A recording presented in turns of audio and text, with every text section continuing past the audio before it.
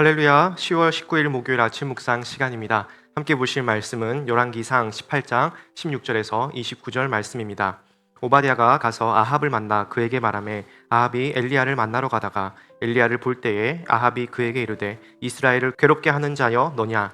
그가 대답하되 내가 이스라엘을 괴롭게 한 것이 아니라 당신과 당신의 아버지의 집이 괴롭게 하였으니 이는 여호와의 명령을 버렸고 당신이 바알들을 따랐습니다. 그런즉 사람을 보내 온 이스라엘과 이세벨의 상에서 먹는 바알의 선지자 450명과 아세라의 선지자 400명을 갈멜산으로 모아 내게로 나아오게 하소서. 아합이 이에 이스라엘의 모든 자손에게로 사람을 보내 선지자들을 갈멜산으로 모으니라. 엘리야가 모든 백성에게 가까이 나아가 이르되 너희가 어느 때까지 둘 사이에서 머문머문하려느냐? 여호와가 만일 하나님이면 그를 따르고 바알이 만일 하나님이면 그를 따를지니라 하니 백성이 말 한마디도 대답하지 아니하는지라. 엘리야가 백성에게 이르되 여호와의 선지자는 나만 홀로 남았으나 바알의 선지자는 450명이로다. 그런즉 송아지 둘을 우리에게 가져오게 하고 그들은 송아지 한 마리를 택하여 각을 떠서 나무 위에 놓고 불은 붙이지 말며 나도 송아지 한 마리를 잡아 나무 위에 놓고 불은 붙이지 않고 너희는 너희 신의 이름을 부르라. 나는 여호와 이름을 부르리니 이에 불로 응답하는 신 그가 하나님이라. 백성이 다 대답하되 그 말이 옳도다 하니라. 엘리야가 바알의 선지자들에게 이르되 너희는 많으니 먼저 송아지 한 마리를 택하여 잡고 너희 신의 이름을 부르라. 그러나 불을 붙이지 말라.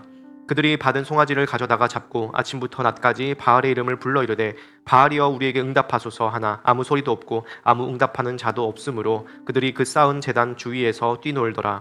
정오에 이르러는 엘리야가 그들을 조롱하여 이르되 큰 소리로 부르라. 그는 신인즉 묵상하고 있는지 혹은 그가 잠깐 나갔는지 혹은 그가 길을 행하는지 혹은 그가 잠이 들어서 깨워야 할 것인지 하매 이에 그들이 큰 소리를 부르고 그들의 규례를 따라 피가 흐르기까지 칼과 창으로 그들의 몸을 상하게 하더라. 이같이 하여 정오가 지났고 그들이 미친 듯이 떠들어 저녁 소재 들을 때까지 이르렀으나 아무 소리도 없고 응답하는 자나 돌아보는 자가 아무도 없더라. 아멘. 오늘은 그 유명한 갈멜산의 대결입니다. 엘리야가 바알과 아세라 선지자 850명 대 1로 싸우는 세기의 능력 대결이죠. 이 대결이 성사되기까지 두 사람의 만남이 있었는데 바로 엘리야와 아합 왕의 만남입니다. 이 만남을 잘 살펴보아야지 이 능력 대결의 진짜 의미를 알 수 있습니다. 오늘 17절에 보면 아합이 엘리야를 만나서 이렇게 얘기합니다. 엘리야를 볼 때 아합이 그에게 이르되 이스라엘을 괴롭게 하는 자여 너냐? 아합은 엘리야를 보자마자 하고 싶은 말이 있었는데 그것은 무엇이냐면 네가 이스라엘을 괴롭히고 있다. 네가 바로 문제를 일으키는 자다라고 지금 아합 왕을 손가락질하며 탓하고 있는 것이죠.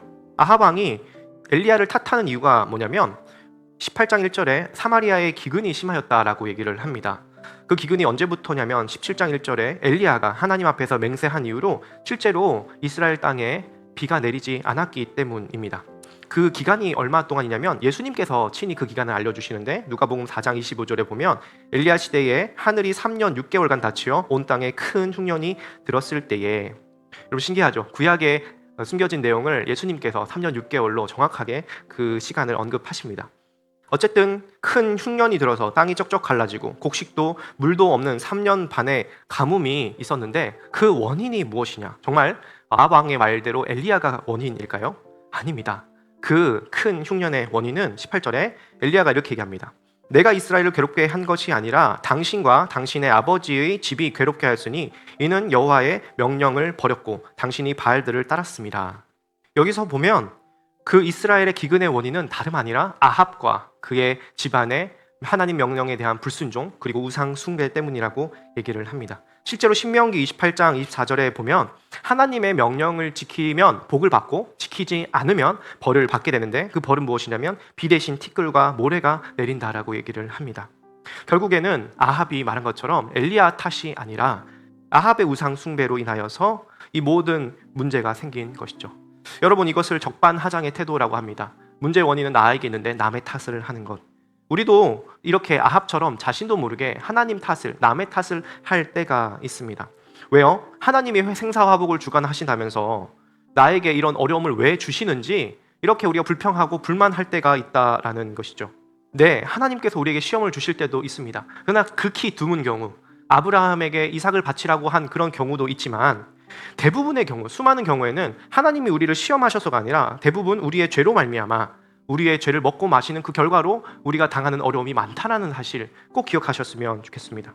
이것은 하나님의 기뻐하시는 뜻이 있고 하나님의 허용하시는 뜻이 있는데, 이것은 하나님의 허용하시는 뜻입니다. 우리가 죄를 짓는 것을 하나님께서 때로는 허용하십니다. 기뻐하지 않으시지만 허용하십니다. 예를 들면 부모님이 그 자녀가 불신결혼을 할 때에 그것을 말리고 싶고 반대하지만 결국 자녀의 뜻을 이기지 못하는 것처럼, 그래 네가 선택하고 네가 결정하고 그리고 네가 그 책임을 져야 한다라고 결국 그 성년이 된 자녀에게 그 결정을 맡기는 것처럼, 하나님께서 때를 쓰는 이스라엘 백성들, 죄를 짓는 이스라엘 백성들의 그 자유의지를 때로는 존중하십니다. 거기에 하나님의 책임은 없습니다. 인간의 결정과 인간의 죄에 하나님의 책임은 없고 인간의 책임만 따를 뿐이죠. 우리가 죄를 짓고 또 우리가 악수를 두고서는 그 책임을 내가 져야 되지만 남의 탓을 하고 하나님의 탓을 할 때가 있다라는 것입니다.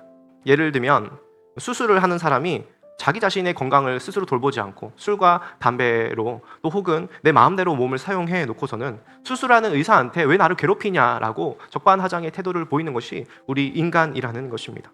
하나님이 내게 왜 이러시나? 어려움이 닥쳐오면 우리가 하나님 탓을 할 때에 우리는 우리의 생각을 교정해야 합니다. 하나님은 좋은 분이십니다. 하나님은 우리에게 가장 좋은 것, 가장 선한 것을 주시는 하늘의 아버지이십니다. 우리가 우리의 죄 때문에 벌을 받고 우리의 아픔을 경험한다 할지라도 하나님은 그런 우리를 불쌍히 여기시며 회복하시기를 원하신다라는 것입니다. 하나님은 오히려 인간이 죄를 선택하고 죄의 대가를 받아야 함에도 불구하고 그런 인간을 불쌍히 여기서 우리의 죄를 대신하여서 이 땅에 예수님을 보내시고 우리의 죄를 용서하시고 망가지고 깨어져 버린 이 땅의 피조세계를 회복하는 우리의 삶을 새롭게 하시는 그런 사랑을 오늘도 베푸시며 우리가 회개하고 돌아오기를 기다리시고 계신다라는 사실입니다. 어떤 사람이라도, 어떤 죄인이라도, 어떤 끔찍한 죄를 저지를지라도 하나님께서는 회개하고 돌아올 때에 그를 두 팔 벌려서 환영해 주시고 받아주십니다. 이미 십자가에서 우리의 모든 죄를 용서하셨습니다. 그런 일이 이런 악한 왕 아합에게도 일어날 수 있을까요? 나중에 21장에 보면 이 악한 아합 왕에게 하나님의 심판의 말씀이 임합니다. 나봇의 포도원을 강제로 취한 아합 왕에게 하나님께서 엘리야를 보내서 심판을 선언하십니다. 내가 너에게 재앙을 내리겠다. 너뿐만 아니라 너의 종이든 자유인이든 너희 집안 남자란 남자는 다 죽이겠다라고 말씀하십니다. 그때 아합이 너무 두려워합니다. 21장 27절에 보면 이 모든 말씀을 들을 때 그의 옷을 찢고 굵은 배로 몸을 동이고 금식하고 굵은 배에 누우며 또 풀이 주고 다니더라. 그 모습을 보시며 하나님께서 이렇게 말씀하십니다. 여호와의 말씀이 디셋 사람 엘리야에게 임하이르되 아합이 내 앞에서 겸비함을 내가 보느냐? 그가 내 앞에서 겸비함으로 내가 재앙을 저의 시대에는 내리지 아니하고 그 아들의 시대에야 그의 집에 재앙을 내리리라 하셨더라. 악한 왕 아합이라도 그가 겸비하고 하나님께 회개하는 마음을 품었을 때에 하나님께서 그 진노를 유예하시는 모습을 보여주십니다. 하나님은 우리 인간의 죄를 용서해 주시는 분이십니다. 그 일을 위하여서 예수님을 이 땅에 보내시고 인간의 저지른 그 죄의 대가를 결국 예수님이 다 받아 해결하시도록, 다 징벌받으시도록 하신 것이죠. 하나님이 진짜 기뻐하시는 뜻, 죄를 허용하시는 뜻이 아니라 하나님께서 진짜 기뻐하시는 뜻은 무엇입니까? 디모데전서 2장 4절에 보면 하나님은 모든 사람이 구원을 받으며 진리를 아는 데 이르기를 원하시느니라. 하나님께서 모든 사람을 구원하기 위해서 예수님을 이 땅에 보내주셨습니다. 그리고 인간의 죄의 대가와 그 결과를 예수님 보고 대신 감당하게 하셨습니다. 그래서 그 예수님을 믿으면 결국 우리는 영원히 죽지 않은 영생을 얻게 되는 것입니다. 하나님은 우리의 잘못된 태도, 하나님을 원망하고 하나님을 오해하고 또 하나님을 손가락질하는 우리의 불경건함에도 불구하고 우리를 용서하시고 기다리시고 돌아오길 원하십니다. 이 사실을 날마다 기억하는 우리 함께하는 교회 성도님들 다 되시길 주님의 이름으로 축복합니다. 오늘 제가 이 전반부의 이야기를 길게 한 이유는 이런 관점으로 오늘 850대 1의 싸움을 보아야 한다라는 것입니다. 정말 하나님께서 이 이스라엘 땅을 심판하시길 원하신다면 비를 내리지 않고 그냥 엘리야도 나오지 않고 그냥 다 말려 죽이면 되셨을 텐데, 그러지 않고 엘리야를 보내서 바알과 아세라 제사장 850명과 싸우게 하시는 이유는 무엇이냐면 결국 이 싸움을 위해서 이스라엘 백성들이 하나님께 회개하고 돌아오기를 바라셨기 때문입니다. 아합 왕이 주님께로 돌이키길 원하셨기 때문입니다. 엘리야는 아합에게 제안을 합니다. 850대 1로 싸우자. 그리고 그것을 온 이스라엘 백성을 불러서 보게 하자. 왜 아합은 이 싸움을 받아들였을까요? 그는 당연히 싸우면 이길 것이라고 생각을 했습니다. 아합이 이 싸움을 받아들인 또 다른 이유는 그 엘리야와 아합의 그 신관, 세계관이 달랐기 때문입니다. 엘리야는 하나님만 유일 신이고 다른 모든 우상은 가짜라고 얘기를 합니다. 그런데 아합은 하나님도 있고 바알도 신이고 아세라도 신이다라고 생각을 하는 다신사상을 가지고 있었습니다. 그래서 여차해서 만약에 엘리야의 하나님이 맞으면 내가 그 하나님을 섬길 수도 있겠다 생각하는 것이 아합 왕의 생각이었을지도 모릅니다. 아합 왕처럼 그때 당시에 이스라엘 백성들도 똑같이 생각했습니다. 21절에 보면 엘리야가 모든 백성에게 가까이 나아가 이르되 너희가 어느 때까지 둘 사이에 머뭇머뭇하려느냐 여호와가 만일 하나님이면 그를 따르고 바알이 만일 하나님이면 그를 따를지니라 하니 백성이 말 한마디도 대답하지 아니하는지라. 지금 이스라엘 백성들도 둘 사이에 머뭇머뭇하고 있습니다. 둘 중 하나를 선택하라고 하니까 아무 말도 한마디도 하지 않습니다. 왜 그들은 침묵하고 있을까요? 왜 그들은 머뭇머뭇하고 있을까요? 여러분에게 이렇게 묻는다면 당연히 하나님을 선택하실 것입니다. 그런데 지금 이스라엘 백성들이 선택하지 못하는 이유는 무엇이냐면 선택해야 된다라는 사실 자체를 이해하지 못하고 있습니다. 예를 들면 이런 거죠. 하나님도 좋고 바알도 좋은데 왜 하나를 버리고 하나님만 한 분만 섬겨야 하느냐. 사람들 입장에서는 이해가 되지 않습니다. 둘 다 좋으니까 둘 다 가지면 되지 왜 하나를 굳이 선택해야 되냐라는 것이죠. 당시 하나님의 영역, 주관하는 영역이 따로 있고 바알이 주관하는 영역, 아세라 신이 주관하는 영역이 따로 있다라고 생각을 한 겁니다. 여러분, 이것이 우리가 볼 때는 하나님을 믿는 이스라엘 백성의 행동과 생각이 잘 이해되지 않지만 때로는 우리도 이렇게 살아갈 때가 있습니다. 예수님을 믿습니다. 예수님이 믿으면 천국 가니까 나 예수님 믿어야지 하면서 이 세상 이후의 내세의 관점, 죽은 다음에는 내가 예수님 믿으니까 천국 가야지라고 생각하면서 여전히 이 땅에 살면서는 자본주의 사회에 사니까 내가 돈도 좋고 세상도 좋고 돈도 따라가야지. 왜? 하나님도 계시고 돈도 좋으니까 둘 다 가지면 되지라고 생각하며 살아가는 그런 삶의 방식. 하나님도 사랑하지만 세상도 사랑하고 여전히 나의 생각과 나의 미래와 나의 자녀들의 결혼과 나의 삶의 방식은 세상과 돈과 권력의 방식을 따라가는 그런 모습이 바로 이스라엘 백성의 모습, 우리의 모습과 비슷하다라는 것입니다. 그래서 엘리야는 이렇게 얘기합니다. 너희는 너희 신의 이름을 부르라. 나는 여호와의 이름을 부르리니 이에 불로 응답하는 신 그가 하나님이니라. 백성이 다 대답하되 그 말이 옳도다 하니라.